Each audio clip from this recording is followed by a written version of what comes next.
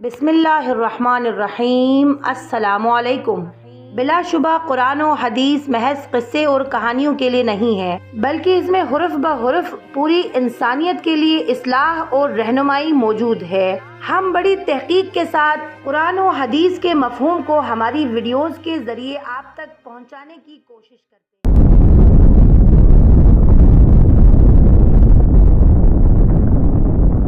قیامت کی 10 بڑی نشانیاں۔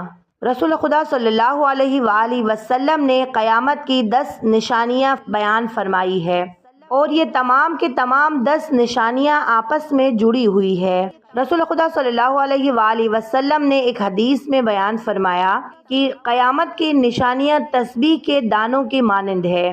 جب ایک تسبیح ٹوٹتی ہے تو اس کے تمام دانے ایک کے بعد ایک گرتی چلی جاتی ہے۔ قیامت کی نشانیاں بھی بالکل تسبیح کے دانوں کی مانند ہے۔ جیسے ہی کوئی ایک نشانی پوری ہوگی تو تمام نشانیاں ایک کے بعد ایک پوری ہوتی چلی جائیں گی۔ رسول خدا صلی اللہ علیہ وآلہ وسلم نے قیامت کے بارے میں بیان فرمایا ہے کہ قیامت اس وقت تک قائم نہیں ہوگی کہ جب تک تم یہ 10 نشانیاں نہیں دیکھو گے۔ رسول خدا صلی اللہ علیہ وآلہ وسلم نے ان 10 نشانیوں کا اس ترتیب سے بیان فرمایا۔ ان میں سے پہلی نشانی ہے دخان۔ دخان ایک ایسا دھواں ہے جو پوری سرزمین پر پھیل جائے گا اور ہر جگہ پر نظر آئے گا۔ یہ ایک ایسا دھواں ہوگا جو پوری انسانیت کو اپنے لپیٹ میں لے لے گا۔ یہ ایک ایسی نشانی ہے جس کا قرآن میں بھی ذکر کیا گیا ہے، جیسے کہ اللہ تعالیٰ سورہ دخان میں فرماتا ہے کہ انتظار کرو اس دن کا کہ جب آسمان ایک واضح دھواں لے کر نمودار ہوگا جو لوگوں کو گھیر لے گا۔ یہ ایک دردناک عذاب ہے۔ دوسری نشانی رسول خدا صلی اللہ علیہ وآلہ وسلم نے بتائی، وہ ہے خروج دجال۔ دجال کا فتنہ تاریخ انسانی کے ابتدا سے لے کر انتہا تک تمام فتنوں سے سب سے بڑا فتنہ ہے۔ اس کا اندازہ اس بات سے لگایا جا سکتا ہے کہ ہر نبی اپنی امت کو دجال کے فتنے سے ڈراتا رہا ہے۔ دجال کے معنی ہے جھوٹا اور مکار، یعنی حق اور باطل کو ملانے والا۔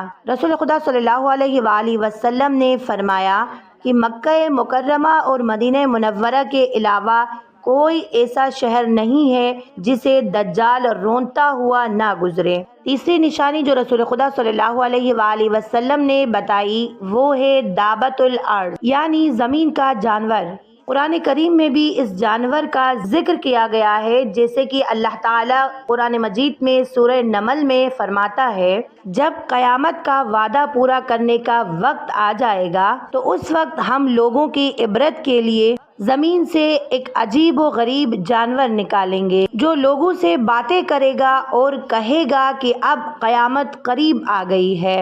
یہ جانور ہم زمین سے اس لیے نکالیں گے کہ لوگ ہماری نشانیوں کا یقین نہیں کرتے تھے۔ یہ ایک ایسا جانور ہوگا جو سچے ایمان والوں کو اور ایمان کے لباس میں چھپے ہوئے منکروں کو نشان لگا کر جدا جدا کر دے گا، جس کے بعد مومن اور کافر کا فرق بالکل واضح ہو جائے گا۔ قیامت کی چوتھی بڑی نشانی ہے سورج کا مغرب سے طلوع ہونا، اور یہ وہ نشانی ہوگی جسے دیکھنے کے بعد تمام کے تمام لوگ ایمان لے آئیں گے، اور اس وقت ان کے لیے بہت دیر ہو چکی ہوگی، کیونکہ سورج کے مغرب سے طلوع ہوتے ہی توبہ کے دروازے ہمیشہ کے لیے بند ہو جائیں گے۔